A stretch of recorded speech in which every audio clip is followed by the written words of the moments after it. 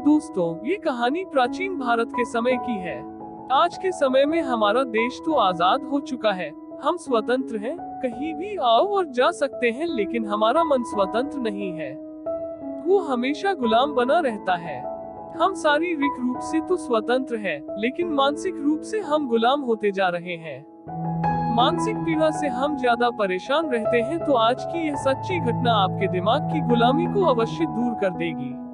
आपके दिमाग में हो रही उथल पुथल को शांत कर देगी। आपका अशांत मन शांत हो जाएगा। दोस्तों, एक बार की बात है, निचले हिमालय की पहाड़ियों में बसे एक छोटे से गांव में निर्मल नाम का एक जवान युवक रहता था।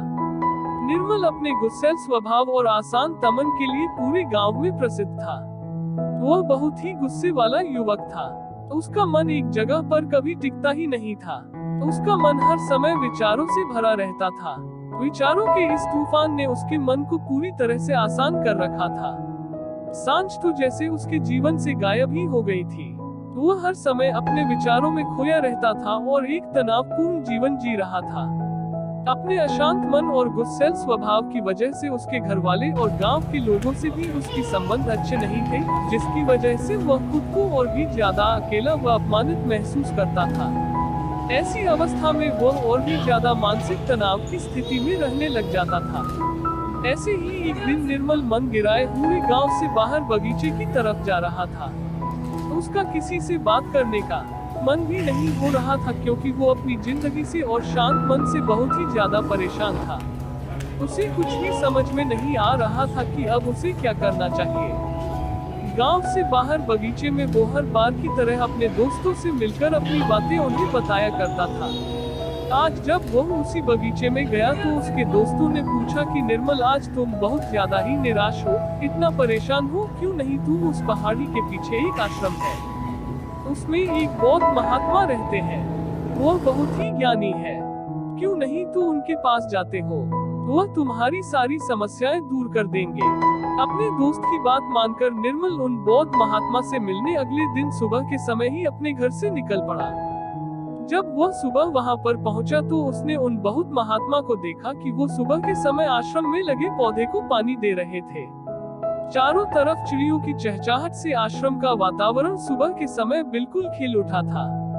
पौधे को पानी देने के बाद वह महात्मा एक पेड़ के नीचे ध्यान की अवस्था में बैठ गए। बौद्ध भिक्षु के चेहरे से एक शांति झलक रही थी। इस निर्मल को बौद्ध भिक्षु की ओर आकर्षित कर लिया। जब निर्मल बौद्ध भिक्षु के निकट पहुंचा तो उसने उनके चारों तरफ एक सकारात्मक ऊर्जा का अनुभव किया।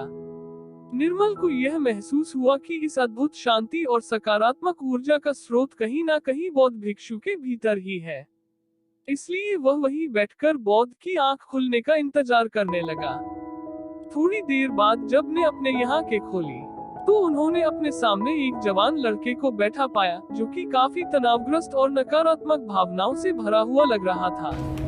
निर्मल ने बौद्ध भिक्षु की ओर लालसा भरी नजरों से देखा और बड़े आदर भाव से कहा, मेरा मन बहुत ही आसान तो हो गया है।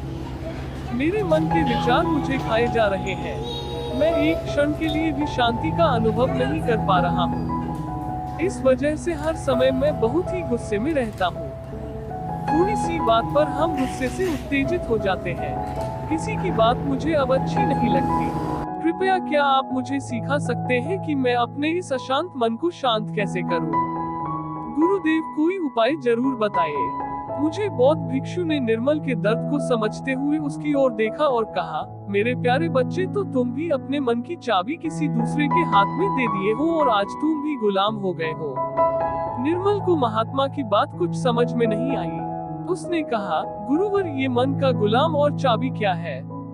कृपया मुझे विस्तार से समझाएं। बौद्ध महात्मा ने कहा, निर्मल, मैं तुम्हें एक कहानी सुनाना चाहता हूँ। इस कहानी में मानसिक शांति और खुशहाली के सारे रहस्य छुपे हुए हैं। क्या तुम इस कहानी को सुनना चाहोगे? निर्मल नेहा करके अपना सर हिला दिया और पूरी एकाग्रता के साथ कहानी सुनने को तैयार हो गया। उसके अंदर की उत्सुकता अब अपने चरम पर थी। बौद्ध भिक्षु ने कहानी सुनानी शुरू की। बहुत समय पहले की बात है। एक नगर में संतासिम नाम का एक आदमी रहता था। क्षमता बहुत ही महत्वाकांक्षी व्यक्ति था। उसके हर काम में लोगों से तारीफें ही सुनने को मिलती थी। लोग उसकी और उसके काम की खूब तारीफ किया करते थे। अगर उसे किसी काम में असफलता या लोगों से बुराई सुनने को मिलती थी तो वह गहरी चिंता और तनाव में चला जाता था। वह छोटी छोटी बातों पर बहुत ही परेशान हो जाता था। उसका मानना था कि सफलता और भौतिक संपत्ति उसे मनचाहा सुख देती है, लेकिन संगीता सिंह जितना ही सफलता और तारीफ के पीछे भागता रहता था, वह उतनी ही गहरी मानसिक तनाव में डूबता जा रहा था। जब उसके काम की कोई तारीफ नहीं करता था तो वो बहुत ही ज्यादा परेशान हो जाता था। एक दिन अचानक ही उसका सामना उस समय की एक बहुत ही प्रसिद्ध से हुआ जिनका नाम महाकौशल था। महाकौशल अपने हजारों शिष्यों को ध्यान साधना की शिक्षा दिया करते थे और वह खुद भी एक बहुत ही बड़े ध्यानी और आत्मज्ञानी व्यक्ति। महाकौशल की अद्भुत एकाग्रता और स्थिर शांत चित्त से प्रभावित होकर संता ने उन्हें अपनी भटकते मन को शांत करने का तरीका जानना चाहा।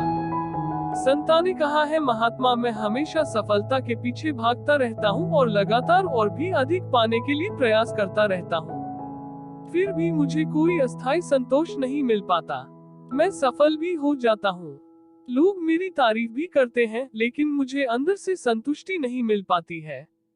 मेरा मन भटकता रहता है। हे गुरुवर, मुझे इस बेचैनी से और इस अशांत मन से छुटकारा पाने के लिए कृपया करके कोई उपाय बताएं। बहुत महात्मा ने उसकी तरफ करुणा भरी नजरों से देखा और उत्तर दिया, तुम्हारा मन आसान तंदी की तरह है जो हमेशा बहता और दौड़ता रहता है, कभी भी स्थिर नहीं रह पाता। अपने शांत मन को शांत करने के लिए तुम्हें अपने विचारों को बिना किसी रुकावट के जाने देने की कला सीखनी पड़ेगी। संत ने कहा है, महात्मा, लेकिन विचारों को कैसे जाने दे सकता हूँ? आखिर मैं भी तो अपनी छाव और महत्वाकांक्षाओं से जुड़ा हुआ हूँ। ये सुन भी चूप महाकौशल मुस्कुराए और बोले, कल्पना करो कि तुम्हारे हाथ में पानी से भरा हुआ ग्लास है। अब तुम जितनी देरी से पकड़े रहोगे या उतना ही भारी होता चला जाएगा।